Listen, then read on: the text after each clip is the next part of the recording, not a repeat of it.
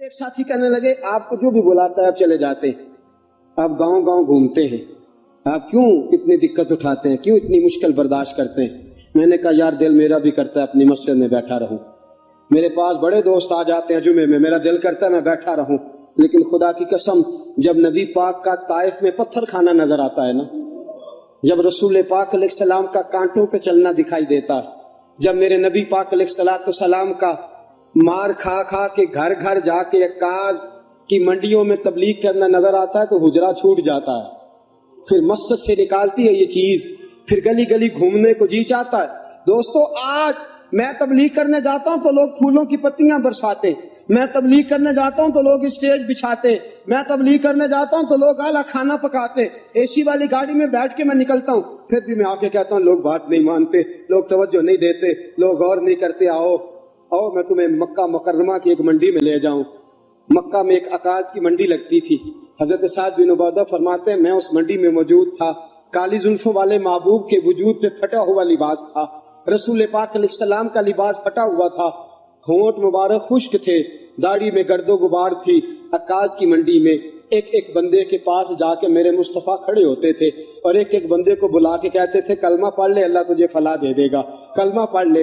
آپ فرماتے ہیں میں نے پیچھے دیکھا ایک بابا, بوڑھا بابا, لمبی قمیض پہنی ہوئی ہے اور اس نے اپنی جھولی مٹی سے بھری ہوئی ہے.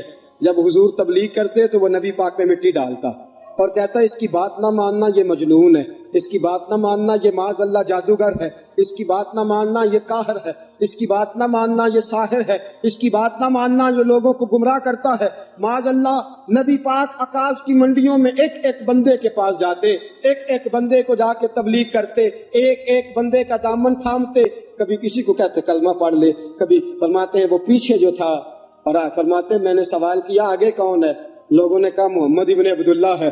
میں نے پوچھا پیچھے کون ہے, کہا اس کا اپنا چاچا ابو لہب ہے.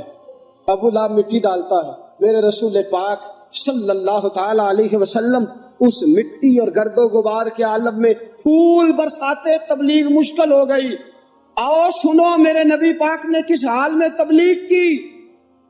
حضرت صدیق اکبر فرماتے ہیں میں نے وہ حال بھی دیکھا کہ میرے نبی پاک کے گلے میں کافر چادر ڈال دیتے تھے اور چادر ڈال کے بل دیتے تھے, اور میں نے وہ حال بھی دیکھا کہ میرے مصطفیٰ کو حرم کے اندر خدا کے گھر کے سین میں لٹا دیا کافروں نے, جوتے اتار لیے, اور رسول پاک علیہ السلام کے وجود اطہر پر بشر کی عیب پوشی کے لیے جس کو اتارا تھا, بشر کی چیرہ دستی سے وہ دامن پارا پارا تھا. فرمایا نبی پاک علیہ السلام کو مارتے تھے, حضور کے وجود سے خون نکلتا تھا, نبی پاک علیہ السلام کو مار مار کے تھک جاتے تھے تو حضور نظر اٹھا کے کہتے تھے ظالموں میں پھر بھی تمہیں کہتا رہوں گا کہ خدا وحدہ لا شریک ہے. میرے دوستوں رسول پاک کی راہوں میں کانٹے بچھائے, 3 سال میرے نبی نے قید کاٹی, 3 سال میرے مصطفیٰ نے بھوک کاٹی, اور آج 2 بچیوں کے ساتھ سفر کرنا پڑے تو لوگ مسجدوں میں آ کے اپیل کرتے ہیں میرے ساتھ بچیوں کا ساتھ ہے, میرے ساتھ تعاون کرو. میرے نبی کی 4 بیٹیاں, شیب ابی طالب کے وہ دن, سیدہ خدیجہ الکبریٰ, جناب ابو طالب کا بڑھاپا, بچوں کا رونا, ساری رات بچے روتے رہتے, ساری رات میرے مصطفیٰ کی آنکھوں میں آنسو رہتے. میرے دوستو کیا کیا دکھ اور کیا کیا تکلیفیں بتاؤں جو میرے نبی نے تیرے اور میرے تک دین پہنچانے کے لیے اٹھائیں. اور آپ کو ایک بات بتلاؤں, ابو جہل کتنا ظالم تھا, حضور کو پتھر مارتا تھا. پتہ ہے رسول پاک ابو جہل کے گھر کتنی بار گئے ہیں؟ 3000 مرتبہ میرے نبی نے ابو جہل کو دین کی دعوت دی. 3000 بار, 3000 بار حضور نے کہا ابو جہل آ جا کلمہ پڑھ. 3000 بار میرے مصطفیٰ گئے ابو جہل کے گھر, اور 3000 بار اس نے کبھی گالی دی, کبھی پتھر مارا, کبھی میرے نبی پاک علیہ السلام کو اذیتوں سے نوازا, لیکن حضور نے دین کی تبلیغ چھوڑی نہیں. تو گھر سویا رہتا ہے, میں گھر آرام سے بیٹھا رہتا ہوں, 4 نمازیں پڑھ لی اور حق ادا ہو گیا, رمضان کے روزے رکھ لیے اور بات ختم ہو گئی. میدان میں نکل, مار کھا, تجھے پتا چلے محمد عربی کا دین کیسے پھیلتا ہے. اور آج پتہ ہے کیسے کیسے دکھ اٹھائے. خدیجہ الکبریٰ کہتی ہے مجھے لگتا ہے سب سے بڑا دکھ یہ تھا کہ میرے مصطفیٰ کی 2 بیٹیاں ابو لہب کے 2 بچوں کے نکاح میں تھی. 2 بچوں کا نکاح, 2 بیٹیوں کا نکاح ابو لہب کے 2 بیٹوں سے ہوا تھا, ابھی رخصتی نہیں ہوئی تھی. حضور نے اعلان نبوت فرمایا میرے محبوب نے دین کی تبلیغ کا اعلان کیا تو ابو لہب نے پیغام بھیجا کہ یہاں تو تبلیغ بند کر دو ورنہ میں تیری بیٹیوں کو طلاق دلوا دوں گا۔ میرے حبیب پاک کی آنکھوں میں آنسو آ گئے۔ حضور نے فرمایا ابو لہب تیرا اختلاف میرے ساتھ ہے، میری بیٹیوں کو اذیت نہ دے، میری بیٹیوں کو تکلیف میں، بیٹیوں والوں اور بچوں والوں اور گھر رکھنے والوں اور اپنے گھر میں جا کے اولاد کا ماتھا چومنے والوں سنو، حضور نے پیغام بھیجا اختلاف میرے ساتھ ہے، میری بیٹیوں کو اذیت میں مبتلا نہ کر۔ سیدہ طیبہ خدیجہ الکبریٰ کہتی ہیں ابو لہب نے کہا دو ہی باتیں ہیں، یا دین چھوڑ دو یا طلاق تیرے گھر میں پہنچنے والی ہے۔ نبی پاک علیہ السلام نے گردن جھکائی، فرمایا جے سونا میرے دکھ وچ راضی تے میں سکھ نو چلے ڈاواں۔ میرے دوستو دو شہزادیاں بیٹیاں ابھی گھر سے گئی نہیں تھی، جب پیغام آیا نا تو سیدہ خدیجہ الکبریٰ کہتی ہیں میرے مصطفیٰ نے بچیوں کے سر پہ ہاتھ رکھا اور حضور کی نظر آسمان پہ ٹکی اور نبی کریم صلی اللہ تعالی علیہ وسلم نے آسمان کے بچیوں کے سر پہ ہاتھ، نظر آسمان کی طرف ہے اور حضور رو کے عرض کرتے ہیں یا اللہ دین کے معاملے میں اگر یہ تیری رضا ہے تو میں اس کے لیے بھی تیار ہوں، یا اللہ میں اس کے لیے۔ دوستو کیا کیا دکھ، کیا کیا تکلیفیں اور کیا کیا کٹھن مراحل میرے مصطفیٰ نے دیکھے اور یہ دین ہم تک پہنچا، کتنی اذیتوں سے ہو کے حضور گزرے، کتنی تکلیفوں سے گزر کے میرے رسول پاک صلی اللہ علیہ وسلم آئے۔ اور حضرت زید بن حارثہ فرماتے ایک دن میں نے وہ دیکھا جو میں کبھی بھول نہیں سکتا، طائف کے بازار تھے اور میرے مصطفیٰ لوگوں کو دین کا پیغام دینے گئے تھے۔ فرمایا طائف کے لوگ پہلے تو نبی پاک پہ تانے برسانے لگے، کہنے لگے خدا کو تو ہی ملا تھا رسول بنانے کے لیے، معاذ اللہ استغفر اللہ، تیرے جیسے بھکاری کوئی رسول بنانا تھا، نقل کفر کفر نہ باشد استغفر اللہ لا حول ولا قوت۔ پہلے حضور پہ انہوں نے تانا و تشنیع کی برسات کی، پھر اوباش لڑکوں نے پتھر اٹھائے۔ فرمایا وہ میرے نبی پاک کو پتھر مارتے تھے، رسول پاک علیہ الصلوۃ والسلام بیٹھ جاتے تھے، پھر وہ حضور کو پکڑ کے کھڑا کرتے تھے۔ حضور کا علم نشرہ کا سینہ لہو لہان تھا۔ فرمایا حضور کو کہتے تھے چلو، حضور قدم اٹھاتے تھے تو نبی پاک کے پیر پہ پتھر مارتے تھے، زخم لگتا تھا تو حضور پیر اٹھاتے، دوسرا پیر رکھتے تو پھر پتھر آتا۔ ان پتھروں کی برسات میں میرے نبی نے دین کا پیغام پھیلایا، ان پتھروں کی برسات میں حضور نکلے۔ طائف کی وادی سے آج بھی جا کے سوال پوچھ، طائف کا میدان آج بھی اس واقعے کو یاد کر کر کے روتا ہے، آج بھی آسمان تڑپتا ہے، ہم نے وہ منظر دیکھ رکھا ہے۔ میرے دوستو رسول پاک نے اس حال میں دین کی تبلیغ کی اور احد کا میدان لگا تو میرے نبی پاک کے دانت بھی ٹوٹے، حضور علیہ الصلوۃ والسلام کے وجود سے خون بھی بہا، لیکن حضور نے پھر بھی رو کے یہی دعا کی اللہم اہد قومی فإنہم لا یعلمون، یا اللہ میری قوم کو ہدایت دے دے، خدایا میری قوم کو ہدایت دے دے۔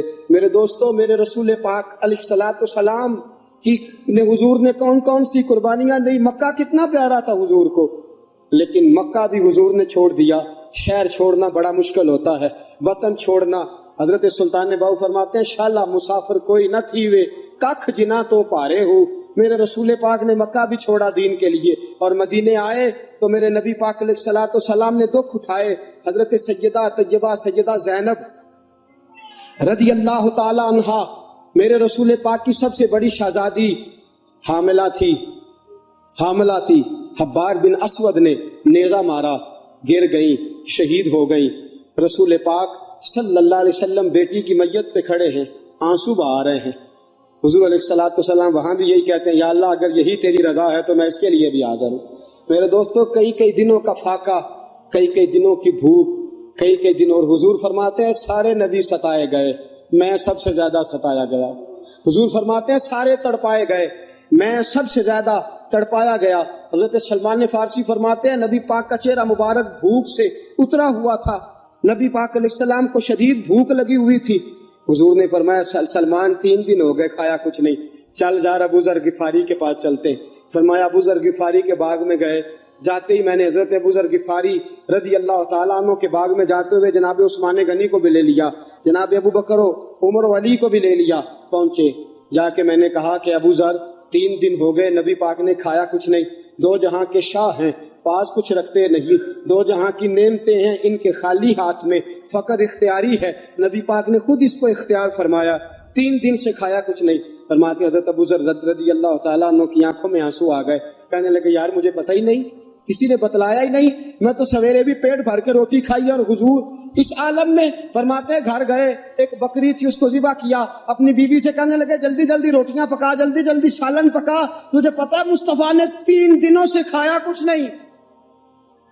دوستو عرب کی گرمی دنیا میں مشہور ہے، صبح کا روزہ رکھا ہے نا آپ نے، اور اب ظہر کے بعد اٹھنا مشکل ہو جاتا ہے، عصر کے بعد بولنا مشکل محسوس ہوتا ہے، لیکن میرے دوستو 3 دن کا روزہ بغیر افطاری کے روزہ، میرے نبی کریم علیہ السلام کے صحابی اپنی بیوی سے کہتے ہیں جلدی کر 3 دن ہو گئے حضور نے کھایا کچھ نہیں۔ آپ کی بیوی نے جلدی سے روٹی پکانی شروع کر دی، سالن تیار۔ حضرت جناب ابو ذر فرماتے ہیں دوبارہ باغ میں گیا، انگور پکے ہوئے تھے، انگوروں کا خوشہ توڑا، پلیٹ میں رکھا حضور کے سامنے، حضور آپ کھائیے۔ اتنی دیر میں روٹیاں پک کے آ جاتی ہیں، سالن پک کے تیار ہو جاتا ہے۔ فرمایا حضور ایک کھجور اٹھاتے ہیں، منہ میں رکھتے ہیں، پھر بڑی دیر سوچتے رہتے ہیں، پھر ایک انگور اٹھاتے ہیں، منہ میں رکھتے ہیں، بڑی دیر سوچتے رہتے ہیں، پھر ایک انگور اٹھاتے ہیں۔ بڑی مشکل سے 2-3 انگور حضور نے کھائے اور گہری سوچ میں حضور رہے۔ فرماتے ہیں اتنی دیر میں روٹیاں پک کے آ گئیں، سالن میرے نبی پاک کے سامنے آیا۔ جب روٹیاں پک کے آئیں، سالن سامنے آیا، حضرت سلمان فرماتے ہیں حضور نے ایک روٹی اپنے ہاتھ پہ رکھی، 2-3 بوٹیاں اٹھا کے رکھی، چاروں کونوں سے روٹی لپیٹ کے حضرت سلمان کے ہاتھ میں دے دی۔ فرمایا سلمان جا فاطمہ کے گھر دے آ، میں نے 3 دن سے کچھ نہیں کھایا، فاطمہ نے 7 دن سے کچھ نہیں کھایا، میری بیٹی فاطمہ 7 دن ہو گئے سیدہ بھوکی ہے۔ وہ عزت والے نبی کی عزت والی بیٹی 7 دنوں سے گھر میں بھوکی بیٹھی ہے، وہ شکایت نہیں کرتی، وہ لبوں سے بولتی کچھ نہیں، وہ جانتی ہے میرا باپ دین کی تبلیغ میں نکلا ہے۔ میرے رسول پاک صلی اللہ علیہ وسلم نے فرمایا گھر جا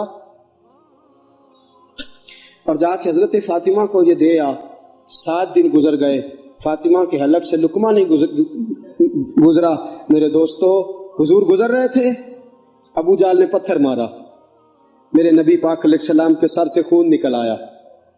عبداللہ بن جدعان کی لونڈی دیکھ رہی تھی، دوڑی دوڑی حضرت امیر حمزہ کے پاس گئی، جا کے کہنے لگی تجھے پتا ہے آج ابو جہل نے تیرے بھتیجے کے ساتھ کیا سلوک کیا ہے؟ وہ سمجھتا ہے اس کا باپ موجود نہیں تو کوئی جو مرضی کرے، میں تجھے پتا ہے کیا سلوک کیا ہے؟ حضرت جناب سیدنا امیر حمزہ بھی مسلمان نہیں ہوئے تھے، کہنے لگے کیا ہوا؟ کہا آج ابو جال نے محمد ابن عبداللہ کے سر پہ پتھر مارا، ایک روایت میں ڈنڈا مارا اور سر سے خون نکل آیا۔ حضرت امیر حمزہ کو بڑا غصہ آیا، اپنا خون جوش مارا کرتا ہے، اپنا خون کبھی کبھی جوش مارتا ہے۔ حضرت امیر حمزہ مسلمان تو نہیں تھے، چچا تو تھے نا، فوراً اٹھے، فوراً ہاتھ کے اندر ایک بڑی لاٹھی پکڑی، ابو جال کو ڈھونڈا، ابو جال بیٹھا تھا، کئی لوگوں کے درمیان جاتے ہی زور سے ڈنڈا مارا اور کہنے لگے تو کیا سمجھتا ہے محمد کا باپ کوئی نہیں تو جو مرضی کرے گا، میں اس کا باپ ہوں، اور میرا بھتیجا نہیں میرا بیٹا، میں دیکھتا ہوں تو کیسے نظر اٹھاتا ہے، آج کے بعد اگر تو نے میرے بھتیجے کی طرف آنکھ اٹھا کے دیکھا تو میں تیری آنکھ پھوڑ دوں گا، میں تیرا سر پھوڑ دوں گا، میں تیری نگاہیں نکال دوں گا، میں تیرے بازو توڑ دوں گا، خبردار میرے بھتیجے کے قریب آیا۔ حضرت امیر حمزہ ڈانٹ رہے ہیں تو ابو جال کو پتا تھا امیر حمزہ شیر ہے، امیر شیر ہے، امیر حمزہ کے سامنے بولا تو واقعی مارے گا۔ ابو جال خاموشی کے ساتھ بات سنتا رہا۔ جناب امیر حمزہ ڈانٹ کے گئے رسول پاک کے پاس، نبی پاک کے سر پہ پٹی بندھی ہوئی ہے، حضور اپنے گھر میں بیٹھے ہیں۔ حضرت جناب سیدنا امیر حمزہ کو آتے ہوئے دیکھا نا، جب کوئی اپنا نظر آئے تو دکھ یاد آ جاتے ہیں۔ سر پہ پٹی تھی، رسول پاک علیہ السلام یتیم تھے، حضور نے حضرت امیر حمزہ کو آتے دیکھا تو باپ کی یاد آئی، حضور تیزی سے اٹھے، حضرت امیر حمزہ نے گلے سے لگایا، بولے کچھ نہیں، میرے مصطفیٰ کی آنکھوں میں آنسو آ گئے۔ رسول پاک صلی اللہ علیہ وسلم رو پڑے، گویا حضور علیہ السلام کو اپنے والد کی یاد آئی۔ حضرت امیر حمزہ رضی اللہ تعالیٰ عنہ نے گلے سے لگایا، فرمایا بیٹا رونا نہیں ہے، اے میرے بھتیجے غم نہیں کرنا، میرا چاچا تیرا چاچا تیرے ساتھ ہے، کسی کی ضرورت ہے تجھے تیرا بال بھی بانکا کر جائے، کسی کی ضرورت ہے آنکھ اٹھا کے دیکھ جائے۔ جب یہ بات کی نا، اپنائیت کا جملہ بولا، نبی پاک کی آنکھوں میں پھر آنسو آ گئے، حضور پھر تڑپ کے روئے، پھر حضور کی آنکھیں بھر آئیں۔ حضرت امیر حمزہ کہنے لگے نا بس کر، اب خوش ہو جا، میں نے تیرا بدلہ لے لیا ہے، میں نے تیرا بدلہ لے لیا، راضی ہو جا۔ رسول پاک نے اپنے چچا کا ہاتھ پکڑا اور ہاتھ کو پکڑ کے نا اپنے سینے کے ساتھ لگایا۔ حضور نے فرمایا چچا میں راضی کوئی نہیں، آنکھوں میں آنسو، چاچا میں راضی کوئی نہیں، بھتیجے تو کیسے راضی ہوتا ہے؟ فرمایا چاچا میں تب راضی ہوں گا جب تو کلمہ پڑھ کے مسلمان ہو جائے گا. مجھے تو دین کی خدمت یاد ہے, مجھے تو پیغام دین یاد ہے, مجھے کچھ یاد نہیں. مجھے تو اتنا یاد ہے میں خدا کا پیغامبر ہوں. مجھے ہر موقع پہ اپنے دکھ بھول جاتے ہیں, مجھے دین کا درد یاد رہتا ہے. میرے دوستو, حضرت امیر حمزہ آپ اس کو رشتہ داری کا جوش کہیے, نبی پاک کی محبت کا ہیجان کہیے. کہنے لگے اچھا تو کلمہ پڑھنے سے راضی ہوتا ہے, پڑھا کلمہ میں مسلمان ہو جاتا ہوں, پڑھا کلمہ میں بھی مسلمان ہو جاتا ہوں. میرے دوستو, ہر موقع پہ میرے نبی پاک کو دین یاد رہا.